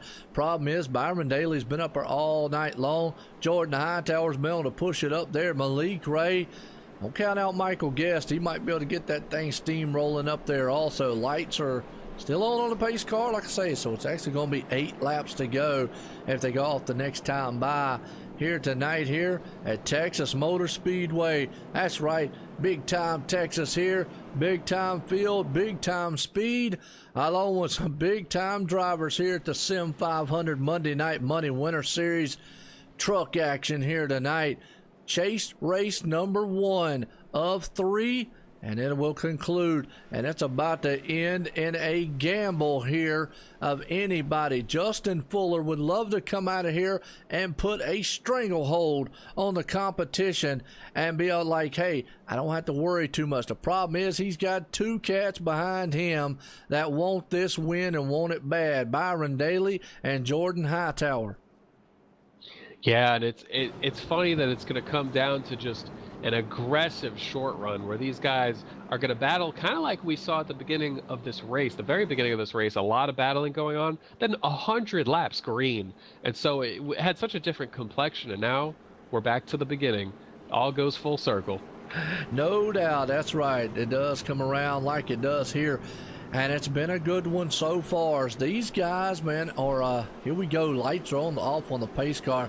These guys are about to duke it out. Justin Fuller took that high line. Maybe he understands Byron Daly loves that high line, and he feels a little more comfortable up there. We'll just have to see. Jordan Hightower down low. Malik Ray's going to be up high on him. Michael Guest right there in 5th place. It's anybody's game. Don't even want to try to see who's going to pull this one out. Yeah, what we're going to see is aggressive driving. These guys are going to try to make it happen. And, I would bet with certainty that we'll probably see a 3 wide before we even complete the first lap after this restart. No doubt about it. Well, let's watch here high and wide from the Blimpie cam. Everybody likes Blimpie. I like a Blimpie. We call it the Blimpie cam here. It gives you a good perspective of the facility and how close and how far apart these drivers are here as the pace cars coming into turn 3, heading to turn 4 right now coming out. And that pace car will head off into pit road and let that man out front, Justin Fuller, go to work. We'll see if he'll hold it. Nope, takes off. Byron Daly gets along with him there just a little bit as Malik Ray takes over on Jordan Hightower, looks on the inside of him. Well, they got awful dicey heading up to the front, heading into turn number 1. Yeah, Malik Ray didn't want to get stuck on that high side, was able to fit in the gap between Byron Daly and Jordan Hightower. Now that one truck, he was going to look underneath Byron, but look at Byron got loose trying to be defensive, and then so the one's going to go high here. Malik Ray throws it in on the outside, but Jordan was going to toss it underneath. Malik thought better of the high side, cut down right in front of him, and so Jordan had to get on the brakes, didn't want to wreck a chase competitor, and going backwards now, Mike Kelly underneath him. No doubt about it. Threw a block right there from the 6 machine, Byron Daly. But look at this. He goes to the high side here with 7 to go. When they come across the line, will be 6 to go. He is trying to run down Justin Fuller. Malik Ray right there in striking distance also. If those guys go door to door, he can be able to sneak in there and maybe pull this win off here. Back behind them, they are side by side. Jordan Hightower, Chad Cole and company back there. The 5 of Thomas George. All are side to side as they are nose to tail up front. 6 to go this time by. Yeah, Justin Fuller's watching his mirror like a hawk. Byron Daly all over him, just trying to figure out which line could work best to get that 06 truck around him. He looks out low going into turn number 3. Thought he was going to back out, but he does not. Fuller washes up the track. That opens the door for the 06, but look at Byron Daly getting tight coming out of turn number 4. That's going to help Fuller down the front stretch, but look at them, side-by-side contact. contact there, swapping paint. Malik Ray goes 3 wide into turn 1. That is 2 chase contenders along with a guy that wants a win. He is a meet in the middle of the sandwich. Coming out of 2, they're still 3 wide. This is disastrous if this happens for the chase guys. Right here, 5 to go. They understand a caution comes out at this point, ends the race. You still got a battle for the lead in turn 3. Out of 4, they're going to beat and bang, and they do touch coming out of 4. Drag race to the line. Fuller wants this win in a bad way. You see Byron try to run him higher and higher up the track to help himself get more of an arc into turn number 1. The 06 here, where you see that ground made up in the center of 1 and 2, and the caution comes out. Oh, and I tell you what, I don't know if Justin Fuller was ahead at that time. I'm going to tell you, I think Byron Daly was ahead of him by an inch or a nose in front. And yes, folks, I'm going to tell you, the ticker's not showing it, but Byron Daly was in front of Justin Fuller by about a foot when that caution came out. You got to be kidding me. Ending it side by side. That's why they were racing so hard with each other. They knew the possibility. And what'd you see on this caution here? Oh, it looks like it started. Pedro Mega was turned around. The 48 was turned around in a 3 wide situation as they entered turn 1. Looks like contact from EJ O'Rourke. All right. Let's see if we can't get Pedro Mega right here. Let's go back on him just a little bit and see on the replay here, because Byron Daly has won this thing by mere inches, folks. He was battling his heart out up front. And, whoops, let me get back on Pedro here. Oh, yeah, EJ O'Rourke and Pedro Mega was back there just beating up on each other as they came into the turn right there. They went 3 wide. Oh, a little net code and connection involved. Looked like it just caught the rear end there. Pedro, no harm, no foul. He went up into the wall. Kind of unique that actually threw a caution. Wow. Yeah, I guess it was just sideways enough for a split second that it triggered it really quickly, but I'm sure EJ was looking out his windshield and saw Pedro go really high, and he just estimated wrong, or guesstimated which way that 48 truck would be going, and yeah, there wasn't the room that he thought there was going to be, so that's a rough way to end the race, unless you're Byron Daly. Well, I'm going to tell you what. Byron Daly's got to be one happy and exhausted guy pulling this one off. He went up there. I mean, not hats off to Malik Ray and Justin Fuller. They went 3 wide with a couple laps to go there, folks. They threw it in there and just took everything they had. They understood the risk involved. But just to give you an idea, Justin Fuller, Malik Ray, Mike Kelly, Thomas George makes up 2nd, 3rd, 4th, and 5th. Every one of them are chase contenders. Bobby Terrell sits in 7th, Chad Cole in 8th, Scott Simley in 10th. I said it right there in the middle of the beginning of the race. This right here is going to come down to the wire, and you're going to have to be in that top 5 to 6 in order to pull this championship off, because right there's almost half of your chase contenders in the top 5. Yeah, it always seems to work out that way. The guys battling the championship, it'll always be by a few points. They're just to have all of them up there. And I was wondering how Scott Simley would look at the end of this one, because he struggled in qualifying, had to come from 22nd, but he's listed as 10th. And so this gives Simley a really good chance in the points to be top 4 after next week. Gives a lot of guys a really good chance, though. Oh, yeah, no doubt about it. Well, I know one guy's going to be happy. That's Byron Daly. He did everything he had to do to pull this thing off here tonight. Drove the wheels off of that machine there to bring it to the front. And he was like, look, guys, I understand y'all racing for a championship, but, man, he definitely – and 3 wide. I mean, Harrison, well, they got a lot more skill than I got, because I'd have done took out half of them. It's pretty incredible just – how comfortable they are with running mere inches off of each other. And as that lead battle was going on and Byron was running Justin Fuller as tight as he possibly could in the corner on exit down the straightaway, I was just waiting for that net code to just see something wrong, and it never did. They're just that good at knowing what limits they have. That would have been a disaster. Well, coming to the final time here in the caution, that man Byron Daly will cross the line and win it here tonight. Texas Motor Speedway for the Sim500 Monday Night Money Winter Series here in the trucks, pulling it off in fine fashion. Awesome, awesome race for that 6 machine, Byron Daly. And a man coming in second place here tonight, Justin Fuller, which I don't see. Oh, he's down there in the thing. But our third place man, Malik Ray, he'll be up here in our TS here in a few, so we can pull him up here in a few. But let's go ahead and get a talk in with the second place. I'll let you get a talk in with second place man, Justin Fuller, who is our highest chase contender as of right now. Yeah, Justin Fuller parking it on pit road as we speak, and the top finishing chase driver in this one, as you just mentioned. And Justin, when we spoke to you last week, you mentioned that you were a big fan of Texas Motor Speedway. And how do you feel about this one? Because that was a heck of a battle. How was that battle from your perspective? It was great. Super good on the long runs. Not so good on the short. End of that race, though, we were pretty quick. We had some right side damage there. I'm not sure who it was, but during green flag pit stops, we were 3 wide on the guy on the outside. I didn't know he was there, and we just made slight contact and backed the right front fender in. We were hurt a little bit after that, but that battle there at the end, that was a pretty good brawl between Byron and myself. Would have loved to have seen it finish on the green. I think we could have had a side-by-side finish, but good run overall. It really was a fantastic battle, and after a race where we saw a lot of hard racing early on, a huge green flag run, about 100 laps worth of green flag racing in the middle, and then of course that finish. But how did the truck change over the course of a run? Because it seemed like drivers were talking about it being tight, and then of course we expected it to change a lot as the rubber piled up. I think they were getting too tight. They were just driving way too hard, personally. I felt pretty good the entire run.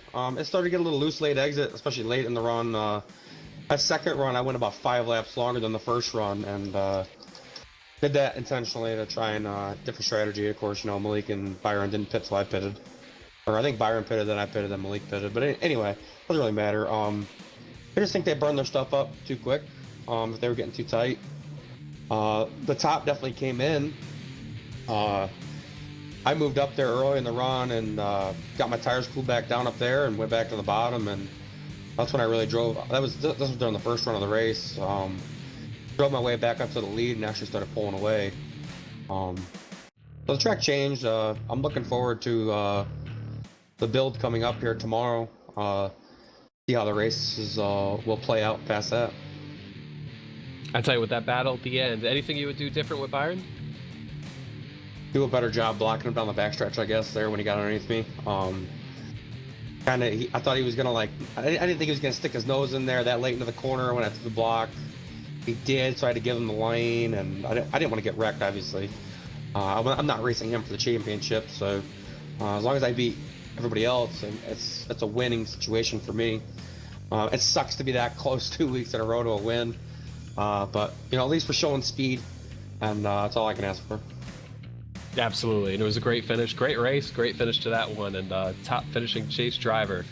So we appreciate you joining us, and do you have anyone you'd like to thank? I'm going to thank Sim500, everybody here in the league, you guys put on the broadcast every week, everybody that raced tonight.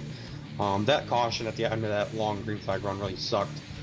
It really burns you when it's somebody that's 2 laps down and they're off the pace, and everybody makes mistakes, but it really sucks because it really changed the complexion of the entire race. But I want to thank Byron for racing me clean, Malik for racing me clean, everybody at Aftermath Motorsports, my teammate EJ O'Rourke, as much as he annoys me a lot, but I'm going to thank him too. About it. Thanks for joining us. Congrats again. Thank you. Have a great night. See you next week. All right, Ben, it's Justin Fuller right there, highest chase contender as of tonight, and definitely pulling it off, coming out of here in a thriller for the second place there. I see old Malik Ray. I'm trying to look, see if Byron Daly. Yep, there's Byron Daly. He's got in here so far. Let me shoot a message to Malik Ray right fast. Tell him he come on up for an interview. Yeah, Malik, it was exciting to watch him. Started 29th on this one, came all the way to the front to that lead battle. Hopefully we'll be able to get a word with him here. There we go. Malik Ray finishing third in this one after starting from the back, and I tell you, starting from the back, 29th, I was a little bit worried about the strategy because I just know how quickly things can go wrong as you're working your way forward. And what was that like, missing that wreck in turn 4?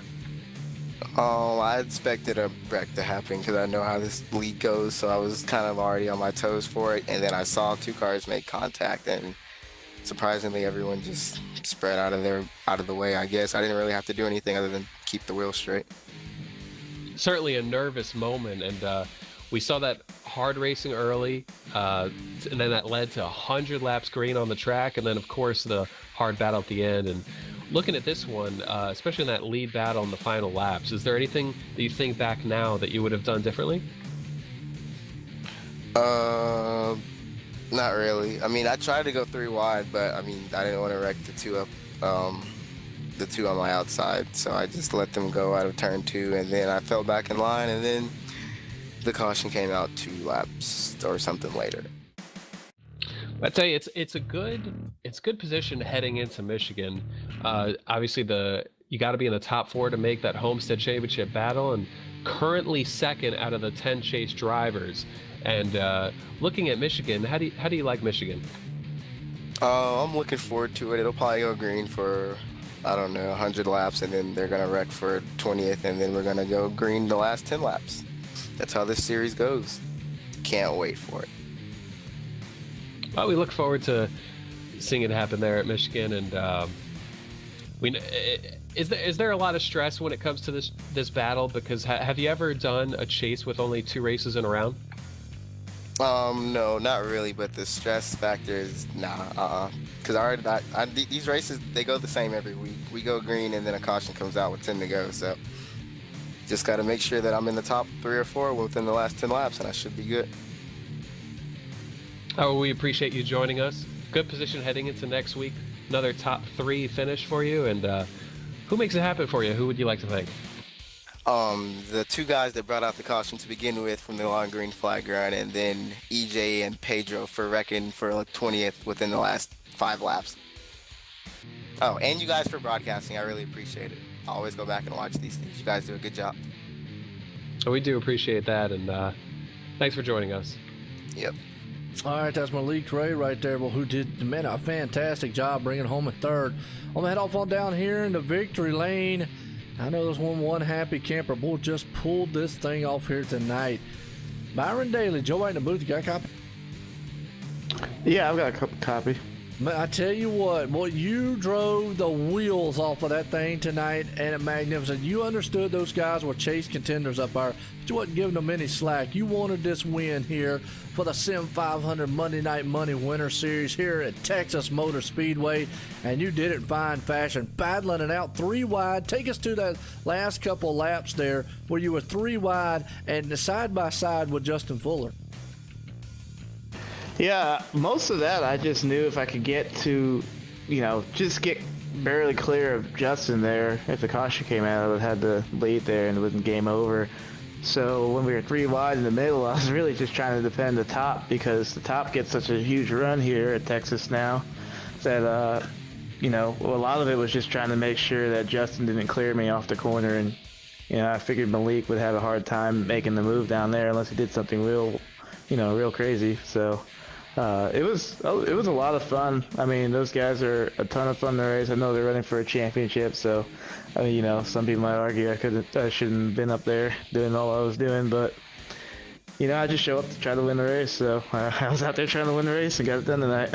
Well, you and Jordan Hightower both up are just trying to win the race. So Michael guess, hey, you come here to race, come here to win. Doesn't matter championship or not. You definitely want to go up there. Yeah, you didn't run nobody over. You didn't wreck anybody. If anybody has an issue on that, just say, look, I won the race. And I did it by just outrunning those guys up there and just showing your muscle all race long. Awesome, man, to see you up there doing it. I mean, did you feel like throughout this whole entire race that you had the truck to pull it off? Yeah, I felt really good all night. I figured if I didn't stuff it in the wall right in the top there early in the race, I'd have a shot at it at the end. That caution that came out about 3/4 from the end, I was fairly sure it was going to be really tough after that. I thought I had a good shot at it if it stayed green, but the caution really made it that you had to fight for it, and it was a battle, and turned out on top for once. Absolutely. Well, hey, you pulled it off here at Texas Motor Speedway for the Sim500 Monday Night Money Winter Series. You got anybody out there you want to thank for this victory? Just thanks to you guys for, putting on this broadcast. It's always fun to watch afterwards. This guys at Sim500 for letting me come out here and race with them. It's been a lot of fun, and hopefully we do some more. Yeah, no doubt about it. Hopefully see you in victory lane again here. As always, again, congratulations for pulling it off here at Texas. Byron Daly. All right, well, tell you what, Harrison, wow, is all I got to say to the finish of this one. That was an awesome race, awesome finish, awesome action from the green to the checkered here at Texas. Got any final words? I loved how it gave us a little bit of everything. We saw a lot of really hard, close racing. Saw that long green flag run in the middle there. Complexion changed right at the end, but really entertaining on all fronts. And no doubt about it. Well, folks, I tell you what, I hope you enjoyed that one as much as me and Harrison did up here in the booth, because that was awesome to watch those guys 3 wide, 2 wide, and storm around this huge Texas mile and a half style track. Well, next week, we continue on with the chase there as we go out here for the Sim500 Monday Night Money Winter Series. Until then, I appreciate everybody coming out here tonight, and everyone, have a good night.